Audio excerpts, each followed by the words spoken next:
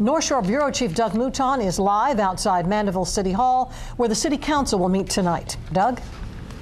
Angela, Dennis, right now the state of Louisiana already has a code of ethics. Trilby Lenfin says this code of conduct will supplement that, and she says she'll try to start the process to get one adopted tonight. Now, since that highly critical state legislative audit came out, this Mandeville City Council has adopted a credit card policy and a travel policy, and Lenfin says they're working on a fleet policy to cover the use of city vehicles. She hopes the code of conduct policy will give the City Council the power to impose sanctions or penalties on people who break it. Right now, the City Council doesn't have that power.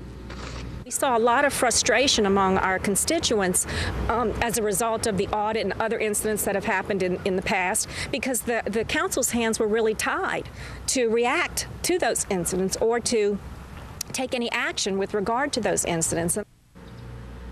Now, Raphael Goyeneche with the Metropolitan Crime Commission says if this new code of conduct policy does give the City Council power to impose sanctions or penalties, then it's definitely a step in the right direction. And he says there's new evidence tonight about why a code of conduct policy is needed. He says it's this City of Mandeville identification badge request. Now, just before Gustav, Mayor Eddie Price authorized Joe Mistich, who's a former Mandeville City employee who pleaded guilty to a federal felony in the Joe Impastato case.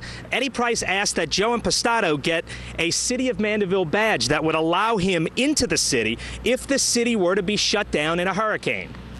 So this is an individual that the mayor and the city leadership knows was convicted of a federal felony, and they're doing business with him, allowing him to come into the city if there's another hurricane.